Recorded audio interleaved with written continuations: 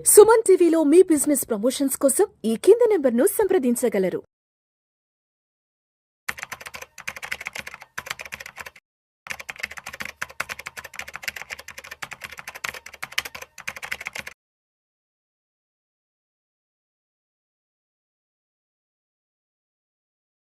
నమస్తే గిరిబాబు గారు. నమస్తే అండి.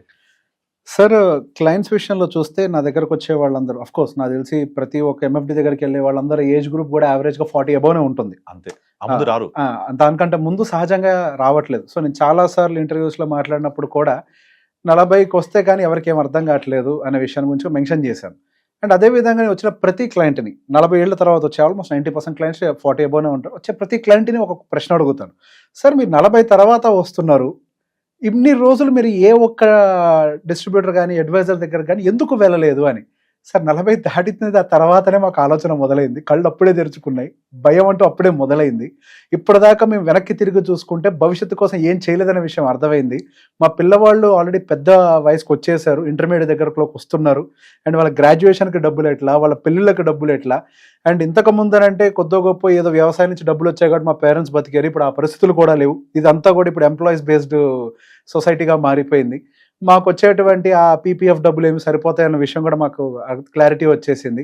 సో బేసిక్గా ఈ లేట్గా రావటం అనే ఒక పాయింట్ గురించి నేను ఎప్పుడు వరీ అవుతూనే ఉంటాను. ఒక మాట్లాడటం కూడా హెసిటేట్ చేస్తున్నారు ఎర్లీ ఏజ్ గ్రూప్ వాళ్ళు.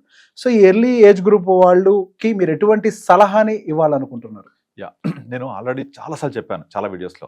మన లైఫ్ని 25-25-25 3 పార్ట్స్గా డివైడ్ చేసుకోవాలి. ఆ 25-25-25లో ఫస్ట్ 25 పేరెంట్స్ సపోర్ట్ తోటి ఎడ్యుకేషన్ కెరియర్ కంప్లీట్ అయిపోతుంది. అది అయిపోయిన తర్వాత 25 అయిపోయాక రఫ్లీ అరౌండ్ 26-27లో జాబ్ వచ్చింది, జాబ్లో సెటిల్ అయ్యారు అనుకుంటే 30 కల్లా మ్యారేజ్ అయిపోద్ది. ఇక 30 నుంచి 50 20 years is very very crucial. ఒకవేళ 25కే జాబ్ వస్తే లక్కీ నఫ్.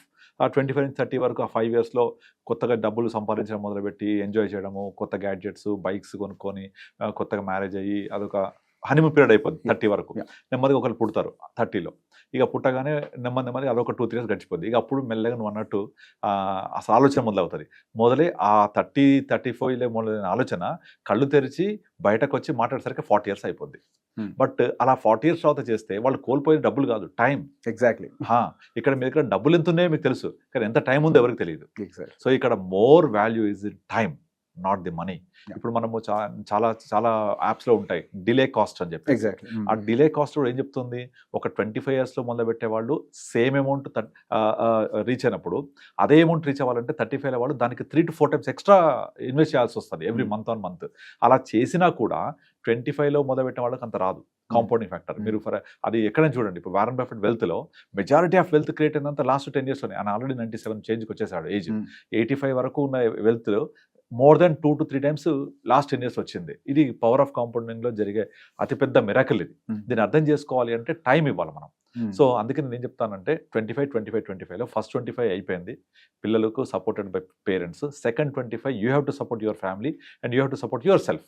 ఈ 25 to 50 ఏజ్లో మీరు ఎంతైతే డబ్బు సంపాదిస్తారో అందులో ఒక 15%, 80 to 85% ఫర్ ద డే, ఒక 15 to 20% ఫర్ టుమారో సేవ్ చేసుకుంటూ వెళ్తే మీకు థర్డ్ 50 వస్తుంది, 50 to 75.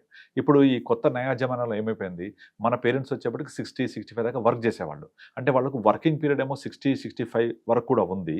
రిటైర్మెంట్ లైఫ్ దాని తర్వాత మహా అయితే ఒక 5-10 సంవత్సరాలు, 75 లైఫ్ స్పాన్ అనుకుంటే. కానీ ఇప్పుడు లైఫ్ స్పాన్ చాలా పెరిగింది. ఈవెన్ ఇప్పుడు జెన్జీ తర్వాత నెక్స్ట్ వచ్చిన కొత్త జనరేషన్స్లో ఈ 2020 తర్వాత పుట్టిన వాళ్ళలో people are saying that the improved medical conditions, improved health conditions, improved food హ్యాబిట్స్లో they can live up to 80-85. కానీ అదేమో లైఫ్ స్పాన్ పెరిగింది, వర్కింగ్ పీరియడ్ ఏమో తగ్గిపోయింది. Exactly 50-55 is maximum. మీరు ఎప్పుడు రిటైర్ అవుతారంటే ఇప్పుడు జనరేషన్ 40-45 చెప్తున్నారు. కానీ 45 తర్వాత ఏం చేస్తారంటే ప్లానింగ్ ఉండదు వరకు, అది వేరే విషయం. ప్లానింగ్ ఏముండదు, కానీ నేను 45 రిటైర్ అవ్వాలంటారు. ఓకే, నేను వరల్డ్ టూర్ వెళ్తానంటారు. వరల్డ్ టూర్ కాదు, బయట వెళ్ళి ఒక 1 week ఉండిరండి, తెలుస్తుంది మీకు. ₹1,00,000 ఖర్చు అవుతుంది. అకామిడేషన్కి, ఫుడ్కి, ట్రాన్స్పోర్ట్కి. 3 అకామిడేషన్, ఫుడ్, ట్రాన్స్పోర్ట్. బయట ఎక్కడ ఏ హోటల్కి వెళ్ళినా రోజుకు 3-4 తక్కువ ఉండదు. సో 1 week ఉన్నారంటే అదొక 25,000. అండ్ ఫుడ్ రోజుకి 1,000-2,000 తక్కువ ఉండదు. అండ్ ట్రాన్స్పోర్టేషన్ అది ఒక్కళ్ళకైతే. ఇద్దరు వెళ్తే మరి మీ దగ్గర అంత డబ్బులు ఉన్నాయా? వారం రోజుల్లో ₹1,00,000 పే చేసే అంత స్పెండ్ చేసిన డబ్బులు అది ఉండవు. కానీ 45కి రిటైర్ అవుతాను, నాకు 45కి వరల్డ్ టూర్ చేస్తా, ఇంకో పని చేస్తా అని ప్లానింగ్ ఉంటుంది. బట్ ప్లానింగ్కి సంబంధించిన యాక్షన్ ఒకటి కూడా ఉండదు. ఓకే, సో అట్లా కాకుండా ప్రాపర్గా ప్లానింగ్ చేసుకొని ఆ కళ్ళు తెరిచేది ఏదో 40లో తెరవకుండా 30లో కళ్ళు తెరిస్తే 10 సంవత్సరాల బిగ్గెస్ట్ పీరియడ్ దొరుకుతుంది వాళ్ళకు. అప్పుడు దాన్ని వచ్చే శాలరీలో నుంచి 85% 80% ఫర్ ద డే ఖర్చు పెట్టుకొని 20% సేవ్ చేసుకుంటూ వెళ్తే 50 నుంచి 80 ఇయర్స్ వరకు, అంటే మరో 30 years, which is the biggest life span and most expensive life span. అది ఎందుకు? మీకు మెడికల్ ఎక్స్పెన్సెస్ రావచ్చు, పిల్లల కెరియర్లో సెటిల్ అవ్వకపోతే మనం చూసుకోవాలి, మన పేరెంట్స్ ఉంటే వాళ్ళని చూడాలి, తర్వాత హెల్త్ కండిషన్స్ గురించి మనకు ఎక్స్పెన్సెస్ పెరగవచ్చు, కొన్ని రెస్పాన్సిబిలిటీస్ పెరుగుతాయి, అండ్ మోస్ట్ ఎక్స్పెన్సివ్ జోన్ అది. ఆ ఎక్స్పెన్సివ్ జోన్లో డబ్బులు రెగ్యులర్ క్యాష్ ఫ్లో రావాలి. But unfortunately when people are getting retired at the age of 50, మీకు ఎక్స్పెన్సెస్ ఏమో షూటప్ అవుతున్నాయి, ఇన్కమ్స్ ఏమో ఆగిపోతున్నాయి. పాపం ఇన్కమ్కి తెలియదు నాకు ఎక్స్పెన్సెస్ పెరిగిపోతాయి ఇక్కడ నుంచి అని, అక్కడ డబుల్ ఇంపాక్ట్ అవుతుంది. దాన్ని ఎదుర్కోవాలి అంటే డెఫినెట్లీ ప్లానింగ్ చేసుకుంటూ ముందు నుంచే వెళ్ళాలి. ఈ ప్లానింగ్ అంటే ఏం చేస్తారు మన వాళ్ళు? అక్కడ ఒక ప్లాట్ కొన్నా, ఇక్కడ ఒక ప్లాట్ కొన్నా, ఇది ప్లాట్ ఇది అని మొత్తం ప్లాట్లు కొని కూర్చుంటారు. ఏమవుతుంది? అది cash poor asset rich. Cash poor asset rich ఉంటే you die as a rich person, but you live as a poor person. అలా ఎప్పుడు జరగకూడదు. The concept is completely should change, must change. You live rich, die poor, అంతే. నువ్వు గొప్పగా జీవించు, పేదవాడిగా చచ్చిపో, పర్వాలేదు. ఎందుకంటే ఆ లెగసీ కంటిన్యూ కావాలి. సో అలా అవ్వాలి అంటే you have to plan from the beginning. So మనకు వచ్చే ఇన్కమ్ని మనము 50 ఇయర్స్ రీచ్ అయ్యేప్పటికల్లా all fixed assets should convert into financial assets. Liquidity should be the king. Cash is king. ఆ క్యాష్ రూపంలోకి అన్ని మార్చేసుకోవాలి. ఎక్కడెక్కడ రియల్ ఎస్టేట్లో ఉన్నాయి అన్ని కన్వర్ట్ చేసుకుంటూ ఒక రెగ్యులర్ క్యాష్ ఫ్లో వచ్చేలాగా ప్లాన్ చేసుకొని, నాకు 50 నుంచి 80 దాకా, నాకు నా తర్వాత వైఫ్కి మినిమం ఎంత కావాలి డబ్బులు, అది మళ్ళీ ఎక్స్పోనెన్షియల్గా ఎవ్రీ 5 ఇయర్స్కి ఒకసారి ఒక 10% పెరుగుతూ 3 ఇయర్స్ టు 5 ఇయర్స్లో పెరుగుతూ నాకు రావాలి అంటే నాకు కార్పస్ ఎంత ఉండాలి, ఈ కార్పస్ ఉండాలంటే ఇప్పుడు నేను ఎంత చేయాలి, ఇవన్నీ ప్లాన్ చేసుకుంటూ వెళ్తే అప్పుడు ఆ కళ్ళు తెరిచేది ఏదో 30 కళ్ళు తెరిస్తే definitely life is beautiful, they can enjoy that. But ఇక్కడ ప్రాబ్లం అంతా వాళ్ళు ఇదంతా అర్థం చేసుకునేప్పటికే సినిమా అయిపోద్ది. ఎగ్జాక్ట్లీ టైం ఉండదు. కనుక మనం ఇలా ఎక్స్పర్ట్ అడ్వైజ్ లాగా మనం మాట్లాడుతున్నది విన్నవాళ్ళు ఇంప్లిమెంట్ చేయగలిగితే అంతకంటే బ్యూటిఫుల్ లైఫ్ ఇంకోటి ఉండదు. So simple, for your question, the answer is they have to open their eyes much early. That is the only option. లేదు నాకు తెలియలేదు, టైం అయిపోయింది, అలా చాలా మంది అలాగే ఉన్నారు. నేను నా దగ్గరకు ఒక క్లయింట్ వచ్చాడు, మోహన్ రావు అని. అతను ఏజ్ 53, నాకు ఇంకా 7 ఇయర్స్ టైం ఉంది, నా దగ్గర ఇప్పుడు ఒక 20 లక్షల డబ్బులు ఉన్నాయి, ఇది మాత్రమే ఉన్నాయి, నేను ఇంకా 7 ఇయర్స్ తర్వాత ఏంటో ఇప్పుడు నాకు అసలు భయం అవుతుంది తలుచుకుంటే. సో ఏంటి పరిస్థితి? సో మా ఫాదరు, మా వైఫ్ అందరు కూడా పోస్ట్ ఆఫీస్లో పెట్టు, ఒక ప్లాట్ కొను, ఒక ఇది కొను అంటే 20 లక్షలతో ఏమీ రాదు, ప్లాట్ రాదు, ఫ్లాట్ రాదు, ఇది ఎంత వస్తుంది? మళ్ళీ నేను ఇది ఫిక్స్డ్ పెట్టేసుకుంటా. ఇది కాదు, నేను 3 నెలల నుంచి చూస్తున్నానండి, అన్ని కూడా మీ వీడియోస్ అన్ని చూసి నాకు డిసైడెడ్, నాకు ఈ మనీ వెల్త్ క్రియేట్ అవ్వాలి, కానీ తగ్గకూడదు, అసలు పడిపోకూడదు, రావాలంటే కుదరదు అట్లా. సో మీరు ఇక్కడ మిస్ అయింది టైం, కనుక దీన్ని జాగ్రత్తగా మనం ప్లాన్ చేయాలని మొత్తం అంతే ప్రాపర్గా ప్లాన్ చేసి 60కి వచ్చేప్పటికి కనీసం ఒక బెటర్గా వచ్చేలాగా.